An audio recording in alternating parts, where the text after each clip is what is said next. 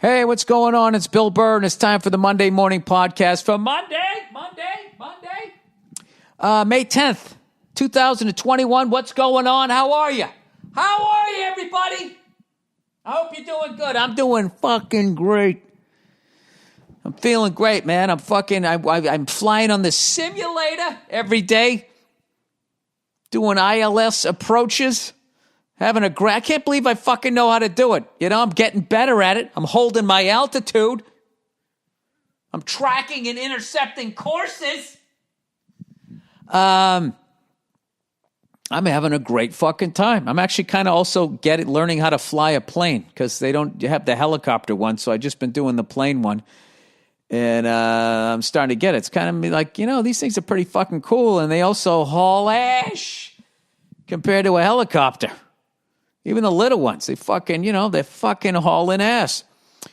Seems like a lot of fun, but I sat in a plane, a little Cessna the other day, and god damn it, you can't see shit. Can't see a fucking thing. I mean, compared to a helicopter, it's just, helicopter, it's like you're on a Ferris wheel, one of those little buckets, just glass bucket. You can see everything. Just something I enjoy. That fucking... I used to think they couldn't see because of the hood, but I got in and I was like, no, there's all these fucking gauges and all of this trying to see over all this. I don't know how they do it. I don't know how to do it. I'm going to stick with helicopters. But I've been having a great time with that, getting ready for my exam whenever the hell I take that, whenever my instructor signs me off. But I've been looking at my flashcards for an hour in the morning before everybody gets up. And then, yesterday was Mother's Day. Shout out to all the ladies out there, who are moms, only them, okay? And I only want to hear from moms. I don't need fucking women who don't have kids telling me all of this. You have these fucking broads out there who aren't even moms and they start wagging their finger. It's like, I know what she did. I was there. The fuck are you talking about? You haven't done anything. What have you done with your vagina, huh? Except have it peeking out under that skirt because maybe you get a goddamn drink for free? Is that what you're doing? You gonna come over here and talk to me? An old bald orange man? I don't think so. Sorry.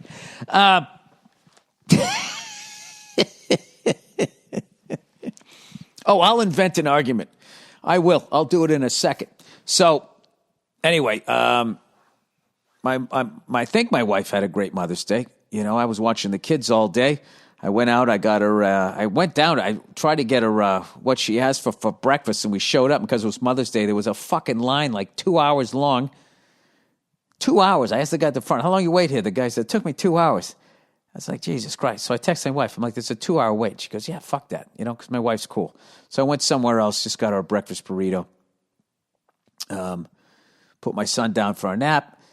Played with my daughter, did all of that stuff, and then my son woke up, and I was just back and forth, just running around, having an awesome time. And my wife just wanted to, she wanted to sleep. She wanted to chill out. She wanted to watch The Office. And I did all that for the better part of the day, right up until like 5. Then she gave my son a bath, put him to bed because she's awesome. So we'll see. We'll see what happens for Father's Day. Because now I'm thinking like, oh, shit, do I get to like fucking sleep and do all of that shit? Because that'd be pretty fucking cool. I already know what I want to do. There's a town out here. There's a town I know where the hipsters go called Bedrock. Twist. There's a town out here in L.A., and they have this fucking little area that I call the Triangle of Death that I want to go to on Father's Day. There's a barbecue joint, and right across the street, there's an old school ice cream parlor, and then when you come back across the street, there's a fucking cigar bar. And I want to go bang, bang, boom. Little barbecue, fucking root beer float, and then smoke a little fucking shorty, right? Or maybe a fucking fat stick, whatever I'm feeling, and then just my first one since February, which I'm kind of afraid to do because I don't know if I want to start that up again. That's what I want to do. I want to go bing, bang, boom. I just want a fucking... all I need is about 3 hours to make that happen. to basically live a life. Like, I actually have envy sometimes when I look at like people when they just, like how Jackie Gleason lived his life. I was talking to somebody about that, where you just like, the doctor's like, hey, you better ease off on the red meat. And you're like, nah, I like steaks. Okay, I'm here, I'm eating steaks. And then one day when the steaks catch up with me and I fucking croak, that's it. There is something to be said about that. I respect that as much as I respect, calorie counting, staying in shape, and eating fucking edamame, when you're 90. Here's what I always did. I outlived all of them. Yes, you did. So you got to respect both those ways of living. But there is something every once in a while. I'm not going to lie to you. I'll watch my 600-pound life or something like that, and I go, the last 300 pounds was sad, but those first 300 was a good fucking time. You were having a fucking grand old time. I'll tell you, I ate like my 600-pound life this fucking weekend. Took my wife out to dinner. By the way, I got to promote something really quickly here. I keep forgetting to do this. People, do you know Paul Verzi? I'm telling you right now, he is one of the best fucking comedians out there right now. That guy fucking murders. And I've been friends with him for about, Jesus Christ, since 2005, 16 years. All right. Love the kid to death, and we've been doing a podcast called Anything Better that's available on YouTube, Apple Podcasts, Spotify, and wherever else podcasts are available. Please listen and subscribe to it. Those of you unfamiliar with Paul Verzi, you can go back. He was a guest on my podcast, I think the first time, like, good Lord, I don't know how many years ago. We were doing this run through Canada, and I asked him what he'd do with the time machine, and he said he'd go back to the Revolutionary War, and he'd bring an Uzi with him and single-handedly defeat the British, and then turn to George Washington and say, "You're welcome." All right, that's the kind of person I'm dealing with. No, he's actually a very smart guy who understands how to live life. He was talking on the podcast the other day about how he loves eating lunch by himself and just chilling out and watching the breeze, like moving the trees. And I just was thinking, like, God, I wish I could do that. I wish I could shut my brain off and do that. You know what I mean? Everybody's running around trying to go from one fucking social media platform to the next one. Like a bunch of club kids back in the day in the meatpacking district, where they just go from club to club to club, and it's all the same people, but just with a different background. And this is the place. This is the cool place. This is where I'm going to find happiness. Or you could just sit there eating a sandwich, enjoying nature. I mean, that's pretty. It's pretty fucking deep, So that's how we got the name of the podcast. He would say shit like, "Is there anything better than chips with a sandwich?" We used to fucking laugh like, dude, anything. Yeah, there's a lot of things. And then now I get it.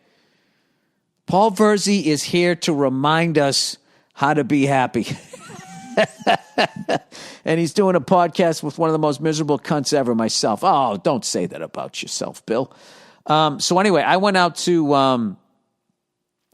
to dinner in this Italian restaurant called Felix Trattoria. I hope I said that right.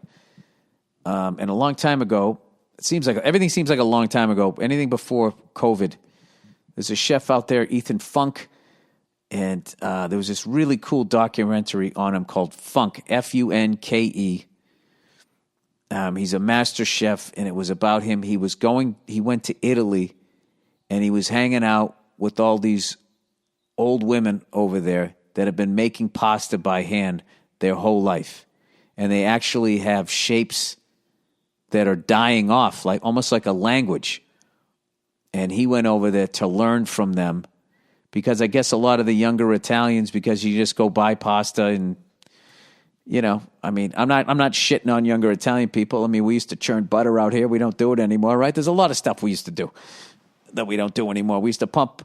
Oh no, somebody used to pump your gas for you. What am I talking about? Anyway. So this whole documentary is about the art of making pasta by hand-rolled pasta, and then the different shapes and actually why they are the shapes that they are. And my wife and I watched that documentary, absolutely mesmerized. And I think it was right before the pandemic, and we was like, oh my God, we have to fucking go to that restaurant. I have to taste what that pasta tastes like. I mean, if you're into food, I'm telling you, you got to watch that documentary. So, anyway, we went there. I took her out there on Saturday night and had one of the great meals of my life. First of all, this bread, I don't want to ruin the experience if you're going to go there and stuff, so I don't want to say too much details, but this bread that came out was like from another fucking world. And we got these flowerette things. I don't know what the heck. I'm not the best remembering the names of things, but it was just, the appetizers were incredible. The pizza was fucking unbelievable. One of the best pizzas I've ever had. And we just got the did we get a margarita? I think we had some sort of pepperoni on it or something. And then we both got pasta dishes. And the pasta dish that I got was a sausage dish. And the pasta that came with it almost looked like those little, you know when Reese's peanut butter cups are like the minis? It almost looked like that, but they didn't have the ridges around the side. And I remember the documentary, like every pasta has a shape for a reason. And as I was mixing this thing up, that thing was scooping up all the flavors and a little bit of the sausage. And then as you getting like, I'm hungry right now, as you put the fork in it and everything, you'd get all the other stuff that he had in. These fucking tomatoes. I don't even know where he got these little tomatoes that were in there. That it was just heaven. And I ate like a pig. I fucking ordered everything. I ordered a pork shoulder. Once I saw pasta, it said a secondary or whatever. I'm like, well, I got to go full Italian and order the whole thing. This pork shoulder was just out of this world. And then, like, by the time dessert came, I was so stuffed. Like, I was just like, we can't. We're gonna have to do it next time. And they're like, you got it. And then I don't know what happened. All of a sudden, the kitchen just sent out, come on, you got to, like, classic Italians, right? Fuck you, you're still eating. Okay, I don't care how full you are. They had this dessert. It was like a pudding. A butterscotch pudding with this cream on top and a little bit of salt in it. And I have not had butterscotch pudding since when I was a kid. And my mother used to buy those Swiss Miss. They had the chocolate and they had the butterscotch. And at first I was all about the chocolate. And I was like, wait a minute. This butterscotch is the shit. And this was the gourmet version of that. And I will tell you this. I would come back to that restaurant just for that. So it's called Felix Trattoria, Felixtratorria. I'm sure I'm pronouncing it wrong, but oh my God, was that an amazing meal. And my wife ordered another pasta that was, I think it was just lemon and pepper. And it was just, I just kept saying, I can't eat anymore. And then another plate would come out, and I was just like, I have to try that. And then I would eat it, and then I would just finish it off. And I'm recording on Sunday. That was last night. I was so full, I didn't eat till noon today. And I wasn't feeling like I was fasting or anything. I was just so full and satisfied when I left there that I didn't even give a fuck that we got stuck in this brutal traffic. There was some sort of accident. You know, people always looking at their phones. Hopefully everybody was all right. And I spent the whole weekend with my wife, and I only snapped one time, and I only thought it was a little bit, but she said, no, that's still registered on the Richter scale.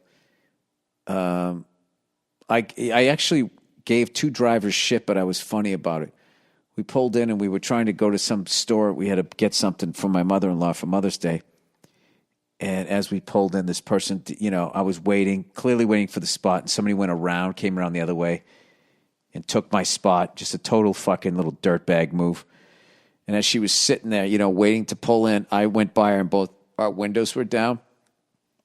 And as I went by, I just went, but I wanted it. Right?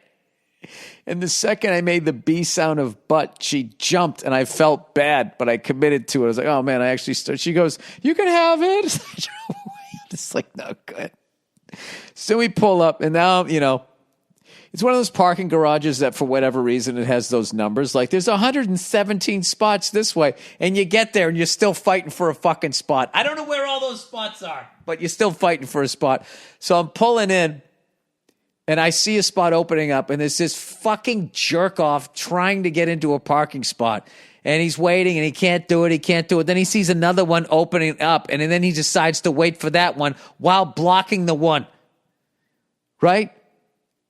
And I had my window down, and it was perfect because it echoed. The second I could tell he was making that decision, I just had the window down. I just went like, oh, my God.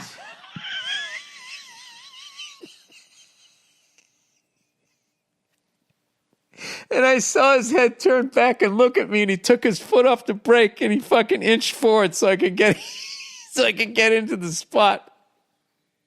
So now I'm thinking like, oh, fuck, now this guy's going to get out of the car. What the fuck's going to happen?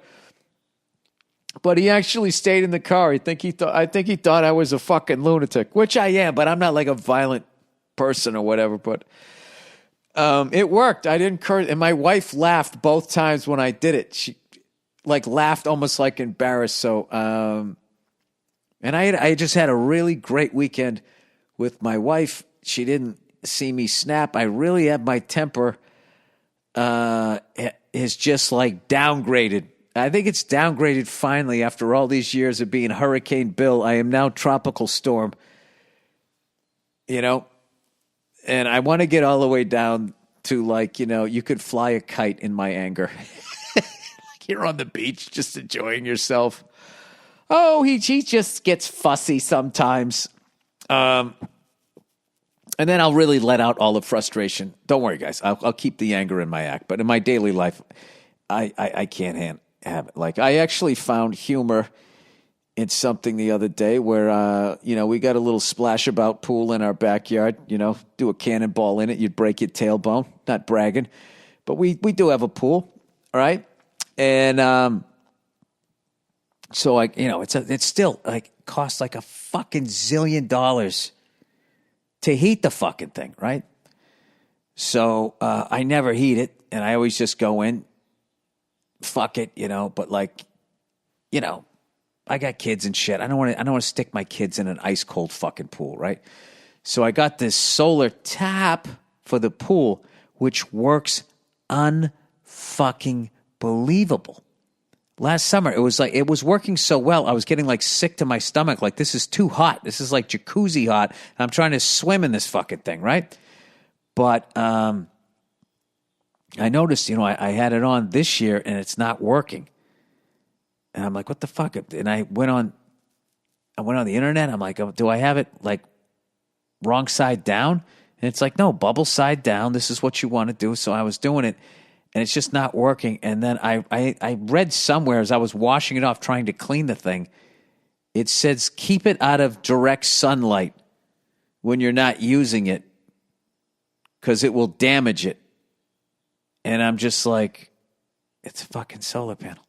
It's a solar pool cover, like it lives in the sun. You know what I mean? And evidently you can't have it out the whole fucking time, or else it damages it. So now the thing is just this useless giant piece of fucking plastic.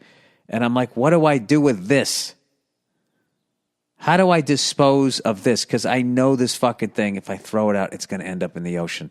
And it's going to be the size of a little pool floating around. And I just don't want that to happen. I'm actually really excited that there's all of this stuff out there about there's a pushback on plastic and everything. Like those guys, Liquid Death, the bottled water that I drink now, it's canned. A big, looks like a giant tall boy, like you're drinking booze, like a beer or something. I'm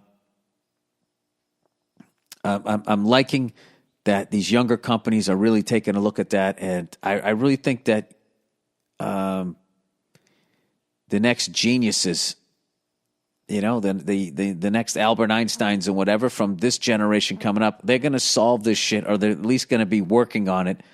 And I think we're going to turn it around just in the nick of time. I have to think that because I got kids so friggin' young. So, and I think that there's going to be a pushback from old people who are used to making money the old way. And I think I'm hoping eventually that it's going to stop. Because what in the fuck do you do with an old solar pool cover? What the fuck do I do with this thing? I feel like I just got to stick it in a trash bag and just keep it on my property as like permanent trash, because I'm not going to throw that fucking thing out. Because I wouldn't want that thing just floating around out there. It's one thing if they stick it in the ground. That's bad enough. I like to think the worms can get around it, but every time it ends up in the fucking ocean, it's way worse, I think. Anyway. So I have so much shit to talk about. I don't even know where to go here. One thing I do have to do is give a shout out to rest in peace, Tawny Katane. Just an absolute icon from my generation. The videos and all of that. And I actually had the opportunity. I met her one time. I didn't even know it was her. And I'll tell you, this is how amazing she was in the 2 seconds I met her. I did the Improv down in Irvine. And I guess she lived down in Orange County, and she came out to the show. I didn't know she was at the show. And in the end, I was selling my DVDs. This is how long ago that was. And as I was standing there, like one of the first people to come out was this woman with two women came out, right? A little bit older than I am. And she came up and shook my hand just as she was passing by. She said, "Hey, great show, really funny," and walked out, just kept going, right? And like she shook my hand, it was like fucking electricity. I was like, what the fuck was that? And she was just gone. And I remember sitting in a club owner, I go, who the hell was that? Is that like the mayor down here? There's like, she's got like, whatever that was has the fucking it factor like I've never seen. And he goes, "Oh, that's Tawny Katane." And I remember, Tawny Katane. He goes, "From all those White Snake videos and all that." I go, "Oh my God, that was her?" He goes, "Yeah." I go, "Holy shit." I mean, that was like, I don't even know where to put that as far as like icons meeting somebody of like, that was like, I have a few things like that. One time I was on Jeff Garland, had an improv show called The Combo Platter or something like that. That was the game he played in the end. Combo Platter, and there was 4 chairs. One person would stand up, start a story, and then somebody could stand up and interrupt, and then you just fed off of each other. It was a big improv game. It was fun as hell. We did it at UCB, and Jeff was friends with the late, great Robin Williams, and he came down that night, and he played the game with us. And I remember he was sitting next to me, and the usual spacing of 2 chairs next to me. And as I was sitting there, his arm hair was touching my arm. And I remember he had made so many fucking jokes over the years on Live Aid about how hairy he was. It was like he was wearing like a fucking turtleneck sweater or something. And like when that arm hair touched my arm hair, I was like, oh my God, I grew up not only watching this guy, listening to him doing bits about this. I was like, God damn, he is a hairy son of a gun. Same thing. And when that happened, I remember just thinking like, how the hell did I get here when my paths crossed with this person? But like, it's the same. He had the same sort of like that star power type of thing. And anyway, but Tawny Katane passing, that is a huge one for my generation. As you could see, as she was trending. So rest in peace. Really sad. Way too young, 59 years old. Jesus Christ, I'll be 59. I'm going to be 53 in June. So that's a scary one. Not only sad, but scary to somebody who's fucking almost 53. All right, what else can I talk about here? I saw I've been on this Mickey Rourke, going back, watching all the movies that made me love that guy. I watched Pope of Greenwich Village, then I watched Angel Hat, and then over the weekend I watched Year of the Dragon, directed by Michael, I hope I say his name right, Cimino? I think that's how you say it. The way it's spelt and the way you say it. Cimino, I think is how you say it. He actually passed away recently in the last couple of years. He was the director of The Deer Hunter with De Niro and Christopher Walken and all that stuff. So I was like, I didn't know that he directed this thing, but he directed. Interesting backstory on him. I was looking this up. He directed The Deer Hunter, and he won Best Director and Best Picture. And then his follow-up, Heaven's Gate, was this huge box office bomb. And according to what I read, it stopped the whole director-driven movies for a minute. Where before the revolution came, studios not only picked the movies to be made or whatever. I mean, I guess they still do. They got to greenlight them, but they had final cut. The studio edited the movie, not the director. And then all those badass directors, which I should know more of their names, but I don't. The 60s came along, and that's when you got all those amazing, amazing movies. Stanley Kubrick probably being my favorite of all of them. I guess this movie tanked so bad that they used it as an excuse to kind of shut that down, which I don't really think so, because there was still those big-time directors when I was, growing up in the 80s. And he had Tarantino came around in the early 90s, so they were around, but whatever. I don't know. I don't know enough about it. But anyway, and then I heard years later, now people go back and they watch Heaven's Gate and they go, it's actually a good movie. Just sometimes when a movie has a big budget and this buzz starts going that it's not going to be good, I think you're fucked before it even comes out. Back then you were. There's a lot of movies like that where you watch and what are they talking? This movie is actually a good movie. I'm not saying it could have made all of its money back, but it's not as bad as they're saying it is. So anyway, this guy, Michael Cimino, also made this movie, Year of the Dragon, with Mickey Rourke. And as far as violence goes, I give it a 10. Great gun sound. Great gunfights in it and shit. It's got the classic 80s where a car, goes into a... There's one thing, this guy gets shot through the back window. They cut to his face. It blows his brains out. He's driving a late 70s fucking Camaro. It goes into a brick wall and just fucking explodes. Was this thing modified where he put, is the engine in the back and they put the gas tank in the front? It's so ridiculous how much it blows up. But aside from Mickey Rourke, the two performances that were amazing was John Lone, who played so I guess you would say the anti-hero. I don't know how you say all this shit. He was the head of the triad or whatever. He was like a mafioso dude in Chinatown, and he was fucking amazing in it. And his character was badass, like the young guy who doesn't want to do it the way the older guys are doing it, and he wants to move faster than they're moving. But the performance of the movie was this woman, Caroline Cava. I'm hoping I'm saying that right. She is fucking amazing. I thought she stole the movie. Absolutely stole the movie. Her performance in that thing, basically when her marriage is on the rocks with Mickey Rourke, that scene, all of her scenes, but that scene, I mean, I can't believe she didn't get some sort of supporting role nomination for that. So shout out to her. I looked her up. She's still doing it. She's teaching people how to act. If you get an opportunity to get taught by her, man, my God, if she was that good that long ago, I can't imagine all the knowledge she's had since then. So really enjoyed that movie. And then I watched a Dateline with my wife, who really has to come on here and start talking about these things. She's making me go to bed watching these movies about these fucking horrible people. Most of them are guys.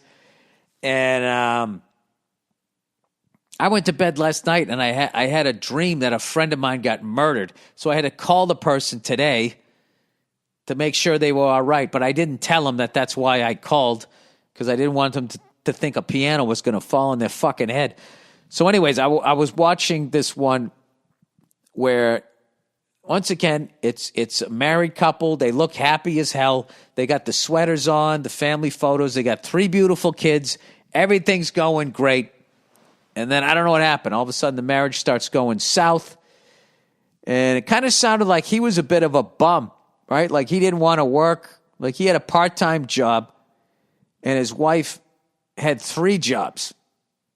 Okay? He was a Mr. Mom. He worked part-time. He talked her into buying some huge, them, but really her, buying a hugely expensive house. And I'm sitting there watching this scenario going, gee, that scenario sounds really familiar. It's just flipped this time. It's usually the woman's working part-time. I'm not saying all women, everybody fucking relax. In this scenario, like, women do that all the fucking time, they work their little 15 hours a week. We need a bigger house. I need more space. And then they get you to buy the fucking thing. You're working 3 fucking jobs, blah, blah, blah, blah. And then they drop the fucking divorce papers on you, right? And then, they're working. They're not making nearly as much money as you are, so you're going to pay child support. Well, this fucking dirty bastard, he tried to make the court system work for him. This motherfucker, he worked part-time. His wife's slaving away 3 fucking jobs. She buys an expensive fucking house, okay? And then he slaps her with divorce papers while she's at work teaching in front of the kids for maximum pain. Really sadistic, right? And then he goes to court and he tries to pull the chick move like, I only work 15 hours a week and I'm used to a certain lifestyle and I want the kids and I want her to pay for this big expensive house. You know what the judge said? He said, hey, fuck you, buddy. Get a job, you bum. Not only do you have to go out and get a job, she's staying in the house, she's getting the kids, and you're going to fucking pay for it. So he was living. All right? And I got to tell you something. As much as a piece of shit as this guy was, I got to be honest with you. He had a case. He had a case. Because the law stated that they would go back 3 years and they would look at the income of both people and determine, whoever was making more had to pay the other one child support, right?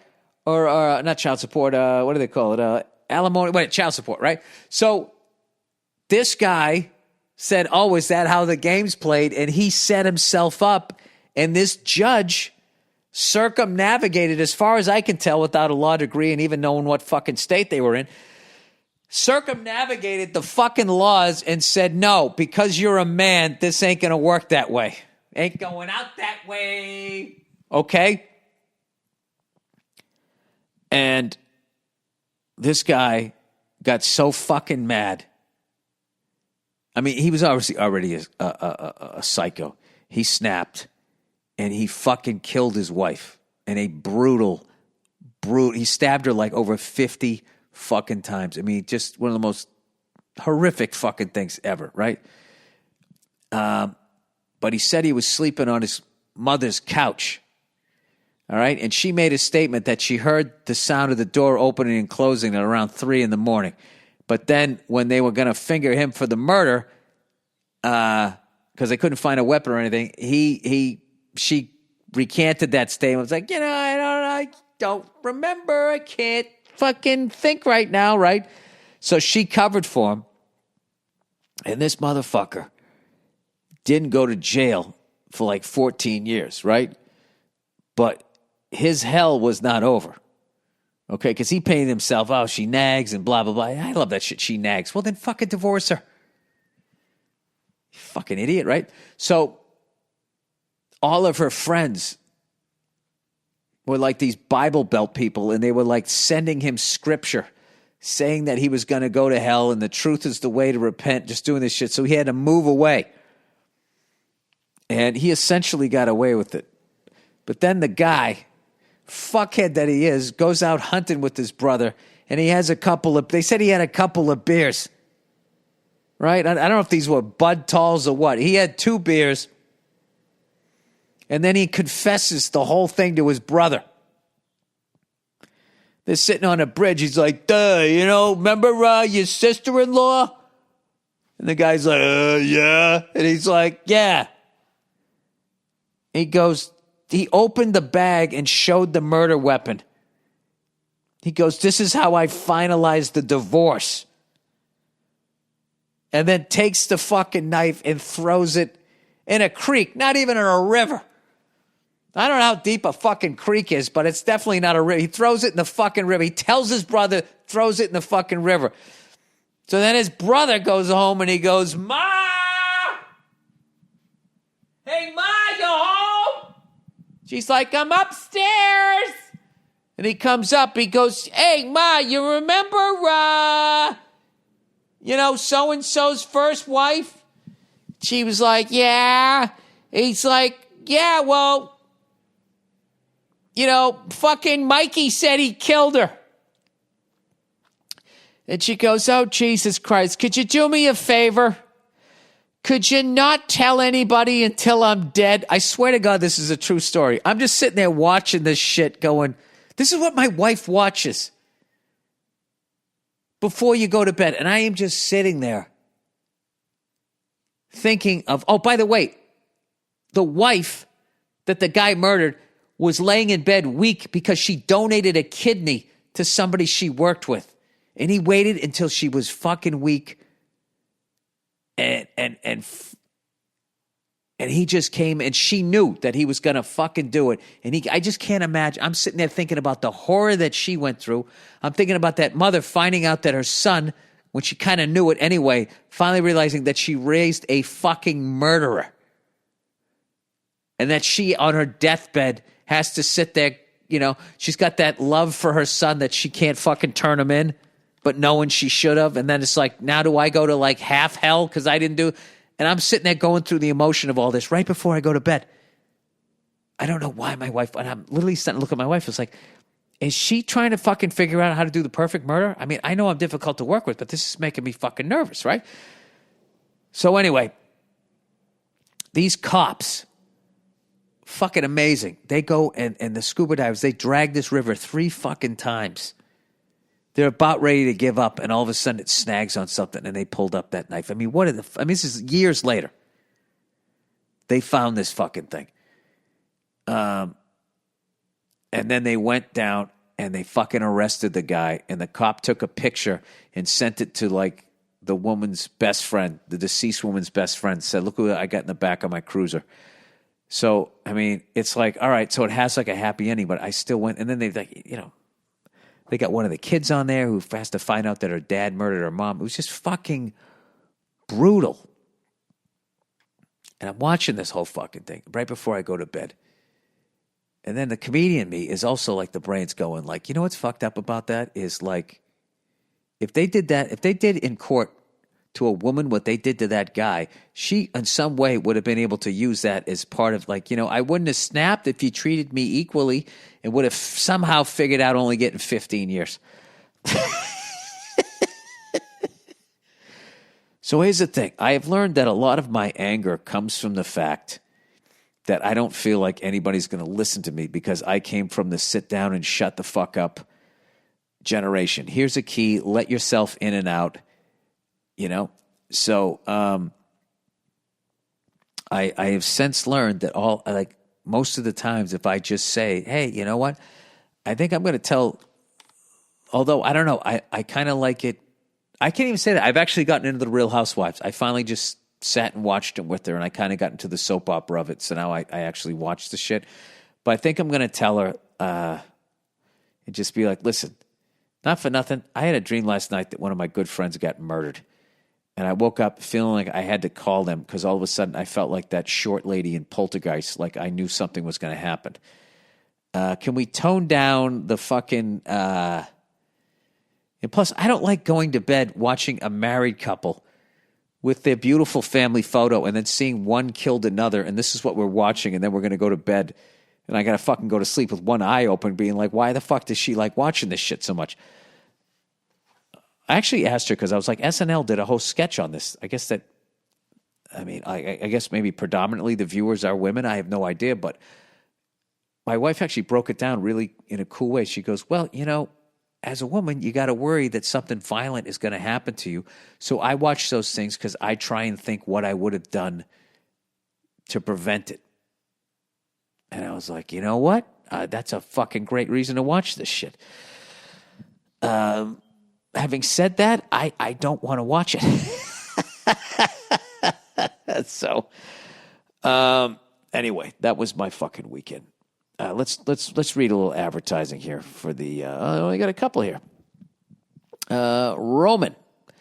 Okay, hey guys, we got big news. Your favorite men's healthcare brand, Roman, is now available at Walmart. Congratulations to them. They got a big deal there.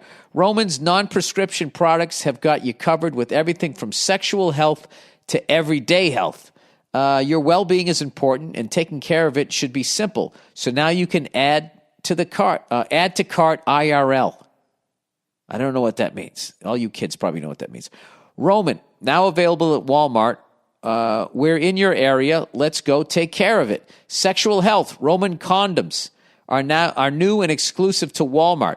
You won't find them anywhere else. Designed ultra thin and lubricated for pleasure, and FDA cleared because safe is sexy. Over-the-counter OTC medication. Roman swipes are an easy, discreet way to delay ejaculation. If you're busting enough too quick, you put that on, numbs it just enough, all of a sudden you're a mini porn star right there. Probably shouldn't have said mini when I was talking about the dick region. And increased sexual stamina. They're fast-acting, and your partner will enjoy them too. No passed-along desensitization if you use as intended. Dietary supplements, doctor-formulated with 23 nutrients. Roman Daily is a multivitamin that is optimized with ingredients to support men's health and overall well-being. I love that people finally figured out that guys need to be healthy too. This is taking care of everything. Roman's team of in-house doctors create this unique, high-quality supplement to target nutrition gaps in men with scientifically backed ingredients and dosages. Remember, supplements are not a replacement for a healthy diet, exercise, and good sleep. You still got to eat your greens and get your steps in. Yeah, God knows that. Since Roman Daily is a dietary supplement and not a drug, any mention of benefits of products cannot allude to treating, diagnosing, curing, or preventing a disease or condition. Benefits or efficacy? EFFICACY. Statements should be kept to general maintenance of... Oh, this is what I'm supposed to be saying. Oh, this is like tips for me. Don't say it fucking cures cancer. I wouldn't. Visit your local Walmart store today and check out Roman's line of men's healthcare products. That's Roman men's healthcare products now at Walmart. All right. Oh, look at this one here. Hey, guys, spring is here. You got to take care of your lawn. That's where Sunday comes in. Take care of your lawn this year. Be the greenest on the block with Sunday Lawn Care. Dude, you can't have a brown lawn. You have a brown lawn, people think you're going broke. People start driving by whispering, they're going to lose the house. I think they're having problems. When was the last time you saw her? This reminds me of a Dateline episode. Just keep it green, if you know what I mean. Oh, it rhymes, so maybe you'll do it. Sunday is more than just a lawn care product. It is a custom lawn care plan with a variety of ways to help you grow a beautiful lawn, control weeds, and remove pests. They take out all of the guesswork and unwanted chemicals, so you can grow a beautiful lawn that's better for people, pets, and the planet. If you tried Sunday add-ons like weed control, seeds, or pest control, share your experience. Were they easy to use, and what were the results? Well, I live in a desert, so I don't really have a lawn.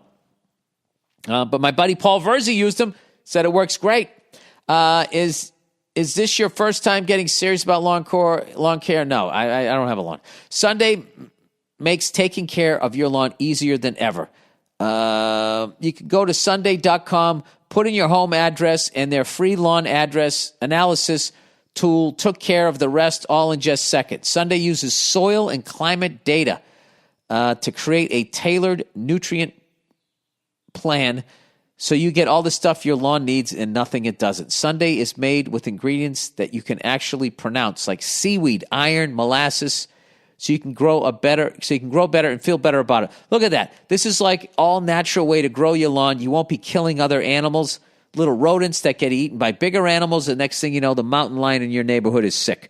Sunday explains exactly what you get and why, and everything is waiting at your door when you need it. All you have to do is attach the ready-to-use pouch to a garden hose and spray. I mean, it doesn't get any easier than that. Lawn care used to take up your whole day. Now it takes less than 15 minutes. Best of all, this stuff really works, and your grass will look better than ever. Let's Sunday take the guesswork out of growing a greener, more beautiful lawn this spring. Visit getsunday.com/Burr to get $20 off your first custom lawn plan and at checkout. That's $20 off your first custom plan and at Get Sunday. getsunday.com/Burr. I mean, that'll make your wife happy, right? Nice green fucking lawn. You're out there, she thinks you're slaving away. What'd you do, huh? Did a little porn star action. Sprayed all over it. You walked in the house, sat down and watched the end of the Knicks game. Fucking Knicks are not losing. Watched my Celtics. I watched the third quarter of the Heat beating up on us, but I guess we came back. I'll tell you how fucking amazing the talent is in the NBA. For some reason, they want to stick it on two teams, but that kid Duncan Robinson, the level of that, how good a shooter that guy is. There's so many guys that are borderline Larry Bird good, and they're I know that guy's known, but I mean, he if he was that good in the fucking 80s, he'd be on the cover of a cereal box. He'd be the best guy on the fucking team, basically. And he isn't. They got Jimmy Butler. All right, Gen Z is fucked, says somebody. I was actually complimenting that generation after the millennials. I thought that the millennials, they got a lot of shit dumped on them, and I don't know that they even got to enjoy being young with all these fucking older people after they went around and did all the shit that they did. I don't know what they did. They babied them. I have no idea. Gen Z is fucked. Or maybe it's because the way baby boomers were raised. Did baby boomers have millennials? I think they did. As did my generation, but I just waited so fucking long. Gen Z is fucked. Hello, Billy the Baw Bag Burr. I was listening to your most recent podcast, and the guy that I was talking about Gen Z, what? Okay, I was listening to your most recent podcast, and the guy that was talking about Gen Z being a bunch of pussies. I don't know. They seem pretty cool to me. I'm also a Gen Z cunt, and I'm beginning to see this mollycoddling of stupid. You spelled stupid wrong. And oversensitive cunts more often. Maybe you spelt it wrong on purpose. I am from Scotland, so our cultures are a bit different. However, I see my fellow Gen Z compadres on Twitter all snowballing onto this bandwagon of being dim-witted pussies and expressing ridiculous opinions. Well, I just think that's a symptom of social media. You see older people. You want to see older people do it? Go on Facebook. They're doing the same thing. That's just, I don't know what it is. I'm sure that scientists are doing a study on the effect of social media on your own mental health, your ego, and all of that shit. So I wouldn't put that all on just Gen Z people. But anyways, what's becoming popular among these cunts in the past 2-3 years is being a cool hipster anti-capitalist commie with no good patter whatsoever. I am in no way saying that the capitalist countries we live in are a utopia. However, I'd have to say, after just knowing the history of communism, it's probably not the best idea to start a fucking revolution anytime soon. Well, do you really think they're going to? They're not. They're just taking on a personality. I was the fucking, well, not until I got older, but I was like the conspiracy theory guy. Reading Behold a Pale Horse and all of that shit. These fucking spastics are now also, spastics, coming from Scotland. That's an edgy word.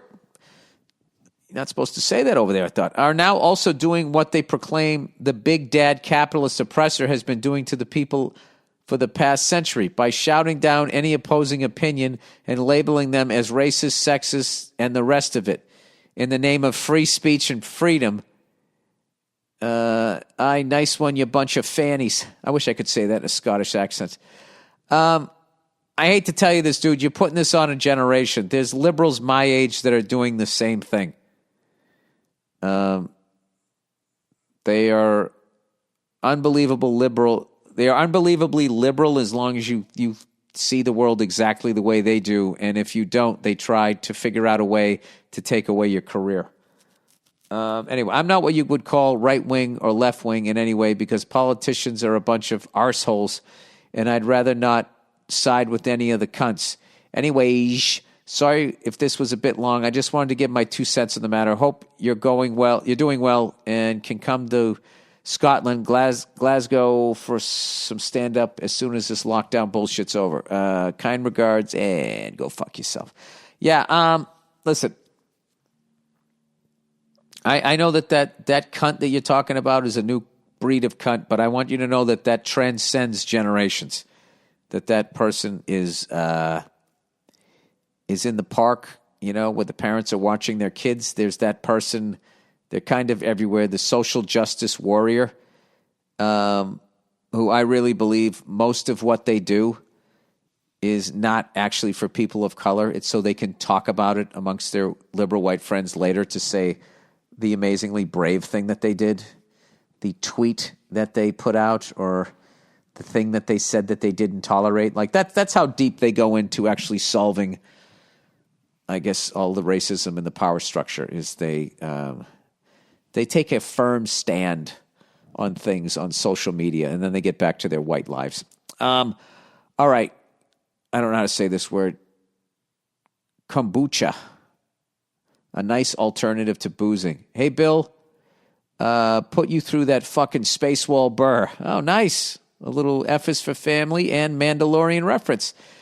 Greetings from a fellow fucking ginger. I love when a fellow redhead writes in. Nice work with the sobriety. I wanted to share something that helped me cut down on the booze. It's called kombucha. Hope you haven't heard of this. I've heard it in a writer's room used as a reference, but I thought it was a coffee or something. If you have, feel free to toss this email in the trash. It's fermented tea, and it's super healthy. It has living bacteria in it, so it's great for your gut health. Think yogurt. It's a solid alternative to beer. I'm old enough that I would try this. I drink it when I'm gaming, with my buddies and don't want to drink alcohol. It's got the right fizz and gaseousness, so it makes me feel like I'm drinking something with some substance. Oh, by the way, at that restaurant, too, I ordered an orange soda that they made like homemade. It was fucking unbelievable. Anyway, it does have super low alcohol, 0.25 or minus 5% as a byproduct of the bacteria, but you don't feel it at all. All right. You don't have to. You'd have to drink 10 to equate 1 Miller Lite. There's a ton of flavors. I like the honey. If you get some, swirl it. Don't shake it. The thing will erupt like a freshman on prom night. Hey, nice run. That's a decent joke. I figure it might be of some use to you. Cheers and congrats on the wonderful family. Thanks for all the laughs and insight. Hearing you acknowledge and work on your anger has been a big help for me to do the same. Cheers. Well, that's nice. I hope everybody does that. That's why I'm not into cancel culture. I've made every fucking mistake you can make. And I think that, like, as long as you look back on yourself 5 years ago and be like, what the fuck was I thinking? Why did I say that? Why did I do that? If you have some sort of shame looking back at yourself 5 years, I feel like you're growing as a person. But this whole fucking thing, going back into somebody's past and being like, aha! What is this about? It's about being a human being and being wrong in that moment. Is that one moment what I am? Because I've done some good things. Why can't you just look at the one good thing I did 7 years ago and then, aha, that's who he is. Give him a Nobel Peace Prize. I'm all of it. The good, the bad, and the ugly. Socialism. Hi, Bill, you redheaded fuck. I really appreciate the bluntness of that. How are you? Last week you mentioned you don't know why people demonize socialism. I was really taken aback at that statement. Oh, Jesus Christ. Every country that has tried socialism has failed, and it's responsible for tens of millions of deaths. All right, so would you say capitalism is working? And it is not, when like, what is it, like 99% of the wealth is in like fucking 2% of the people's hands? All of these tent cities, you're telling me this is working? You don't think capitalism is responsible for tens of millions of deaths? Anyway, Russia, Germany, China, Cuba, and most recently Venezuela have tried, or right now are socialist countries. As far as I know, whatever Cuba was trying to do, we prevented them from doing with a fucking embargo or whatever the hell we did. We've been fucking with them for 60 years. So I think you're looking at like what a lot of people do is you look at your own country through rose-colored glasses the same way you look at your own sports team like, oh, my team doesn't cheat, but your team does.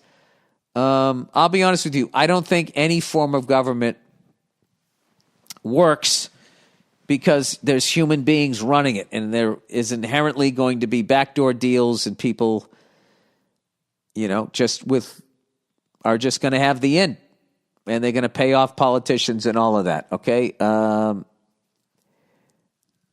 What I do like about this here is that you have the opportunity to move up. You're not stuck with where you're at. But I mean, you're really sort of looking the other way with what capitalism has done to other countries.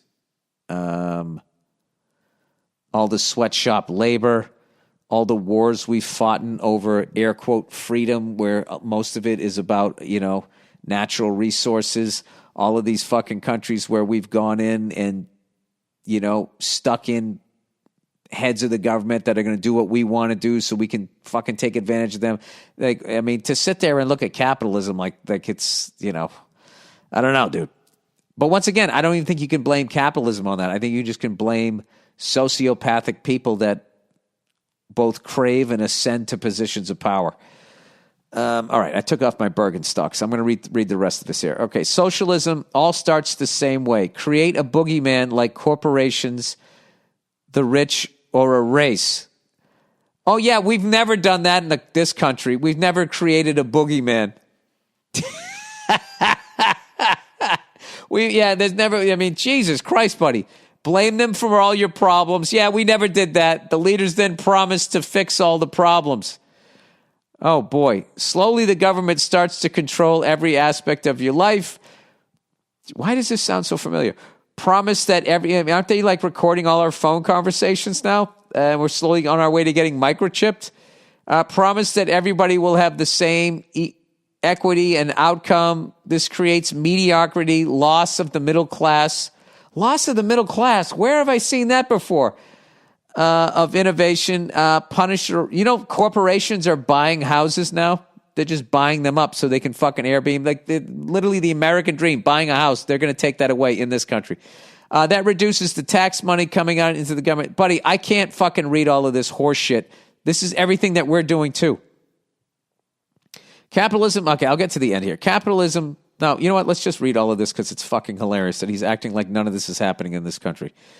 And you know what's funny about people? You don't like it, get the fuck out of here. This is my favorite thing ever. Yet you can look at your sports team and be like, what the fuck is this coach doing? And then nobody goes like, you don't go fucking root for somebody else. No, I'm criticizing it because I love it and I want it to win. Anyways, this creates mediocrity, loss of the middle class, loss of innovation, punish the rich, which eventually leads to them leaving the country. Oh, yeah, that hasn't happened. The rich haven't their money leaves the country and then comes back in the form of an interest-free loan that is then forgiven. Jesus, buddy, come on. That reduces tax money coming into the government and loss of jobs because the richest people usually employ the most of the population. Oh, boy. Disarm the citizens so that they cannot revolt. Control the media, like promoting the government. Control the media. There's two guys that own the media, Ted Turner and fucking that other guy there, the guy from Fox News. That's why we're Hatfields and McCoys right now. Disarm the citizens so they cannot revolt. Control the media, like promoting the government agenda with propaganda, then censorship of all their other ideas. Yeah, creating areas where you can only protest, which are down and around the corner, away from the fucking media. Yeah, okay. Eventually, all rights are taken away. Dissenters, journalists, and politicians, oppositions are jailed or executed.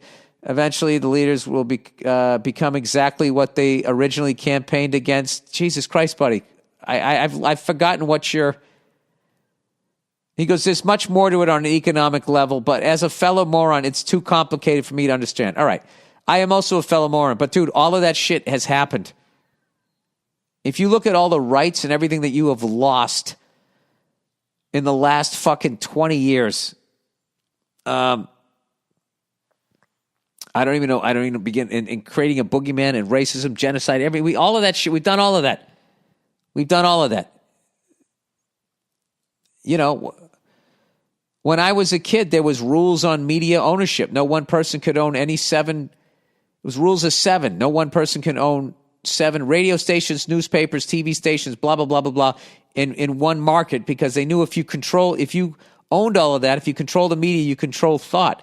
And yet they've let Ted Turner and that fucking, I want to say Ralph Nader, Rupert Murdoch, do exactly that. And present CNN and Fox News have the fucking balls to present the people that are on TV as journalists and then also acting as though you're watching news. You're not. You're watching propaganda. Okay? So there you go. All right. Okay. Transgender fan. Hey! All right. Look at me crossing over here. Hey, Billy, I've been listening to the podcast since I was 16. I'm 22 now and have enjoyed every episode, especially during quarantine. I'm a violinist, sculptor, and a trans man. Look at you. Definition in the next paragraph. Thank you. And have been wanting to write in for a while. After hearing you read the letter a fan sent in about his trans friends attending his wedding, I thought now would be the time. Oh, beautiful. All right, let me do the recap. So this guy was getting married, and not one but 2 of his friends that he was going to have be groomsmen either had transitioned or were in the process of transitioning. And he was like, am I an asshole if I don't want him to wear a dress? Okay, that was the question. So me knowing nothing about the subject, that didn't stop me from answering it. That's I believe the previous or 2 episodes ago. All right, so now we're going to actually hear from somebody living the life here. First off, I do want to clarify that by trans man, I mean I transitioned from female to male. Oh, fuck, okay. I didn't get that. I thought trans man meant you went the other way. Okay. In instrument rating, that would be reverse sensing on a VOR for all you pilots out there. In short, I'm a he. In your response to the fan that wrote in, you said that transitioning seems like a massive emotional process, and you were exactly right. Hey, look at me. Look at me. Not bad for a cis white male. When I describe the experience, which I do openly, to create a dialogue for people who are generally curious, I often say that transitioning is not an option, but more so the only option for most people like me. Let me ask you this. Before you totally committed, was there any doubt, like, okay, I hope, because, I mean, I hope I'm doing the right, I hope I'm getting this right. Because I can't tell you how many times I've misread my feelings. I mean, but the stakes were not that high. That's like fucking, you're going all in with the chips, so to speak. Anyway, he goes, imagine you wake up one day with boobs and are expected to wear heels. After the novelty of having 24/7 access to tits wears off, it fucking sucks. Let me read this again. Imagine you wake up one day with boobs and are expected to wear heels. All right, now wait a minute. I thought you transitioned from a woman to a man. I mean, I transitioned from female to male. Okay. It says, imagine you wake... Oh, maybe he's putting me in this? I don't know. Imagine you wake up one day with boobs and are expected to wear heels. After the novelty of having 24/7 access to tits wears off, it fucking sucks. Nobody chooses to go through all of that trouble of being alienated from friends and family members on a whim. Well, there you go. You just answered my question. For me, if I wanted to have a future post-high school, I had to make this step, and I have avoided a lot of further mental dissonance thanks to the scientists and surgeons who advocated for trans medicine. And yes, I will always trust the opinions of a scientist over a politician. Fair enough. As the wedding scenario goes, I can guarantee his trans grooms were just as conflicted as him.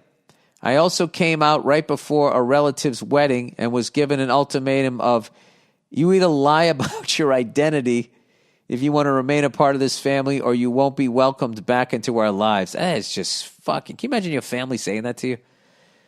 I ended up playing violin at their ceremony for free and never getting invited to another family reunion. Wow. That is really fucking sad. I'm sorry that happened to you. Hopefully, Jesus, in the near future, that doesn't happen. How do you disown your own kid? I don't get that. I don't get that. I mean, I draw the line of, hearing my kid leave and then getting charged with at night in covering for a murder. I mean, there are lines. Yeah, you do some Dateline shit, I mean, you're kind of out on your own. But I'd still visit you when you went to jail, and I would be like, where did I fuck up that made you do something like that? Anyway, personally, if I were asked to be a bridesmaid before coming out as a guy, I would have stepped down because I don't want to be the one guy in a traditionally female role.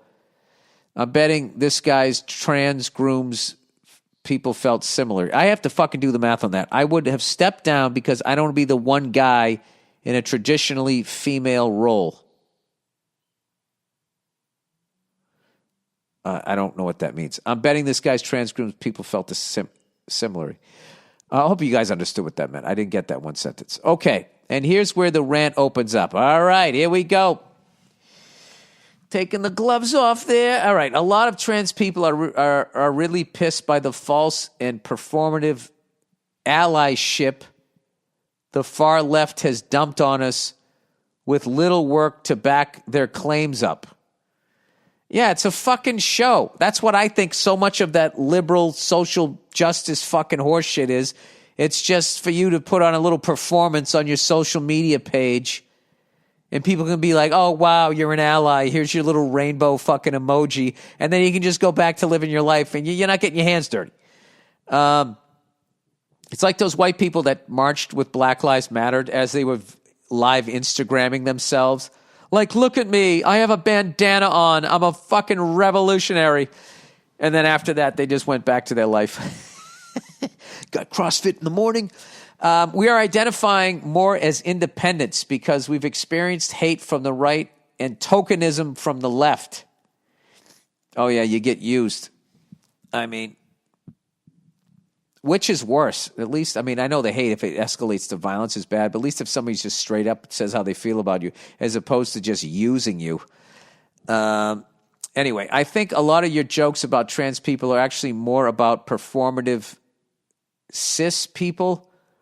I don't know what cis means, who are using trans issues for votes because they know we are a very vulnerable group. Well, they kind of do that with everybody. I guess that's the only positive way. Politicians always do that. They're always fucking looking for some fucking angle for themselves. Anyway, but not all of them. They're not all bad. There's got to be some good ones in there. Trans people just want to live a normal life, start a family, and not be claimed as a political pawn. I was at my lowest depression before I started hormones and got my chest masculinization procedure. What chest did you go with? Are they good enough that you can pick one out? Because personally speaking, I would go fucking Matthew McConaughey. But here's the thing. You know what's funny is if they actually get it down someday where you could do that, all of these fucking people who are like anti-trans and all of that shit, if they find out that you can actually get a Matthew McConaughey chest and they're looking at their fucking man tits, they might do it. I got the McConaughey. Right before they fucking put the fucking gas on your face, you have headphones, and the last thing you hear is Matthew McConaughey going, all right, all right, all right. And you wake up with a chiseled tan chest. That'd be fucking hilarious if I did that as a redhead and my chest didn't match the whiteness of my head. Then I have to go reverse Michael Jackson, do a reverse bleaching. Anyway, let's not make this about you, Bill. Anyway, he says, I haven't left the house in weeks. I hadn't left the house in weeks and nearly dropped out of school. Since transitioning, I'm happy, back on stage, volunteering, writing music. That's great. Teaching violin students, running my small business. There you go. Don't work for somebody else. And I have met someone special. Oh, look at you. I know from an outside perspective, being trans seems crazy. If you knew the thunder and lightning between my fucking ears, I don't think anybody's crazy. I think it's fucking crazy to go through life and not think that you're kind of fucking nuts yourself. Walking around thinking you have it all figured out. I think that that's fucking crazy. I'm not going to lie to you. Like shit freaks me out without a doubt. I'm not saying this shit, but I will tell you when Bruce became Caitlyn, there was definitely, a what the fuck moment. Now I'm used to it. But what was weird about that was if you were like me, you weren't for some reason allowed to have that what the fuck moment. Which is one of those things that the left is like psychotic with. It's like you got to let everybody kind of go through their emotions as long as they're not hurting anybody. You're processing it. That's all, right? So anyway, this person says, I felt the same way until I realized I would always be an angry, sad person if I had stayed in the closet. I started listening to your podcast the same month I came out back in 2017 and have not been offended by the jokes about trans people. Contrary to what the far left or right wants you to think, trans folk have a pretty thick skin and we're no strangers to having to advocate for our rights. I've been doing a lot of work on undoing the anger I built up over my teenage years, and listening to your show has given me laughs when I needed them the most. Thanks and go fuck yourself. Wasn't that great? Look at me, huh? I'm going to make that whole fucking thing about me. The appeal of me is just really amazing. And you guys, I just want to say, as a podcast justice warrior, all right, so if anybody is listening to this and your kid is gay and they came out and you disowned them, can you not do that to them? That's such a fucking horrible, horrible thing to do to somebody. It really is. It really is. It's like, just try to be, just fucking work your way through it. You know what I mean? It's, I don't get it. I don't fucking get it. That happens to me with one of my kids. I mean, it's you. Just be who the fuck you are and don't be a fucking asshole to other people. That's all I ask. Can you just do that? Great. All right. You're cool with me. Okay. Sign stealing equals joke stealing. All right. Hey, Billy, Velocity Blue Balls. Velocity Blue Balls. Oh, that's the Ford Velocity Blue, which they're discontinuing in the F-250 in 2022. Just wanted to reach out and see if I could change your perspective on the Astros sign-stealing scandal. Because honestly, every time you talk about it, I want to punch you in the face. Oh, do you? I don't give a fuck. So that being said, let's have some friendly discourse. Oh, will you let me off the hook? The way I see it, the Astros using electronic video equipment to steal signs is very similar to comedians stealing each other's jokes. Oh my God, this is almost like you took something that wasn't in my world and put it in my world. By golly, I think it's going to take 2 more sentences and I'll come around to your opinion. All right. You really think I'm dumb, don't you? More specifically, if you apply the arguments defending the Astros to defending joke thieves, it's easy to see the hypocrisy. Oh, is it? You sound like Gwyneth Paltrow, like I'm reading her cookbook. It's all easy. Okay. Imagine me, someone who doesn't know jack shit about comedy, saying everyone is stealing jokes, but people only hate that comedian because they got caught. That is just like you saying, someone who doesn't know jack shit about baseball saying everyone is stealing signs, but people only hate on the Astros because they got caught. Yeah, but for this theory to work, every joke every comedian would have to be stealing jokes. They're not. Okay? That's the difference. Everyone is stealing signs in baseball. That's why they have signs. That's why they fucking switch up signs. That's why in football they hold up the card with the fucking picture of the Eiffel Tower, a donut, and fucking Michael Douglas. Because people on the other side are stealing signs. Okay?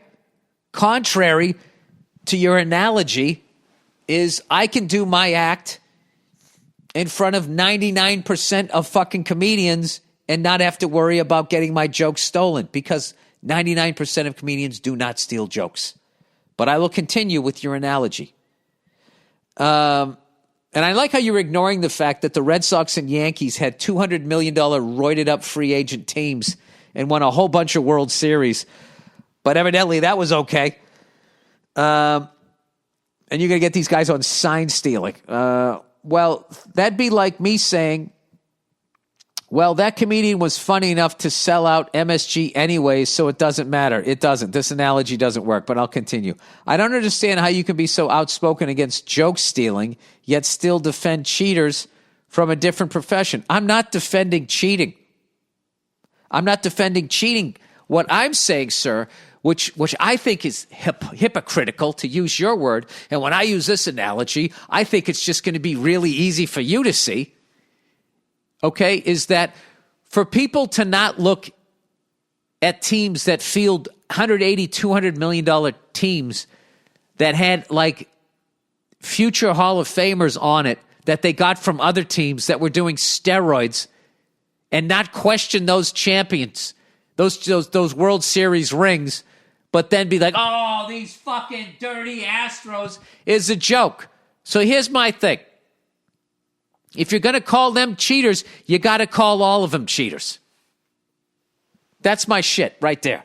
Because my thing is I believe that the same way I feel Barry Bonds was a victim of the steroid era, where he was the best guy. He was the guy. He was the guy that if anybody was going to break the home run record, he was the guy who was going to do it. And then these other guys took steroids and became better than him. And then next thing you know, the president, Bill Clinton, is calling them. Congratulations, it's amazing. You must be getting a lot of pussy, right? He's calling them. So then Barry Bonds, and no one did anything about it. So Barry Bonds is like, all right, if that's how the game's played, fuck it. Here's me on roids. And then everybody's like, oh, Barry Bonds, you fucking piece of shit. I think that's ridiculous. So I think it's ridiculous to fucking ignore what some of those bigger teams, Red Sox and Yankees and all of those guys did with those fucking super ridiculous budgeted fucking teams. And the fact that not only that, like not that was so fucking unfair. Forget about that they had the money that they could do that and then just pay a fucking luxury tax. And then fucking nobody gives them shit. Nobody says they were cheating. And then the Astros come along. They get busted for stealing signs. And they're like this secondary market team who can't hold on to their fucking stars because these other behemoths are vacuuming them up. So they go, all right, fuck it. Well, we got to steal signs to compete with you. And then they do. And then I'm supposed to feel bad for the fucking Yankees? Or if they beat the Red Sox, I'm supposed to feel bad for us? I don't. I would say that what the Astros did is when you go to jail, you're not supposed to make a shank, but everybody's got one. So in order to survive, you got to make one. Okay? So going back to your analogy there is your analogy is acting like every comedian steals jokes. They don't. Your analogy is acting like everybody in baseball and professional sports isn't cheating, and that's not the truth. It isn't. People get busted all the fucking time, pumping crowd noise in.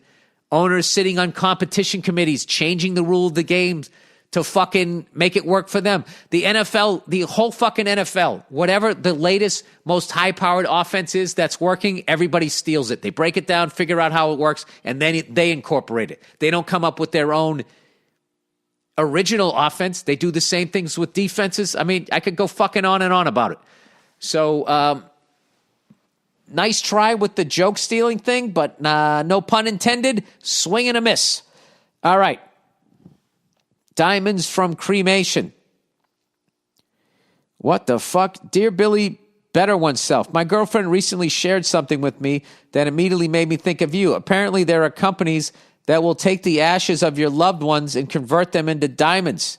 I was wondering what your thoughts would be on this. Would be as some women appear to be turning their dead husbands into jewelry. I immediately thought of my kids. It's like, if you can find value in my fucking burned up carcass and it makes your life easy. He goes, does it ever end, Bill? Is it ever enough? That's so fucking funny. That's a fucking killer stand-up bit. You should go do that somewhere. Anyways, oh wait, we all steal jokes. Now I'm going to do it. I'm a long-time listener, and hearing you make efforts to better yourself over the years has been great. Big fan, and keep up the great work. All right, well, I hope I'm inspiring you guys to do the same. Because it is. I got to tell you, I feel the best I've felt since, I don't know, in my adult life, that I actually finally, for the first time, am starting to have control over this thing that was really embarrassing to me and really hurt people around me, which is my anger. And it's funny. If you go to therapy and you really get to the root and you really just fucking let it all go and figure out why you're angry, all of a sudden you look back on, I don't know, however long you've been angry, being like, that's why I did this. This is why I did that. Oh, I did this. What a fucking asshole. That's why I drank the way I drank. All of this shit. It's like the end of a fucking movie. More like a streaming series where you find out who fucking did what, right? So it's been a great thing for me, and it's been an even better thing for the people around me. So, yeah, that's it. All right, people. And with that, go fuck yourselves, and I will check in on you on Thursday.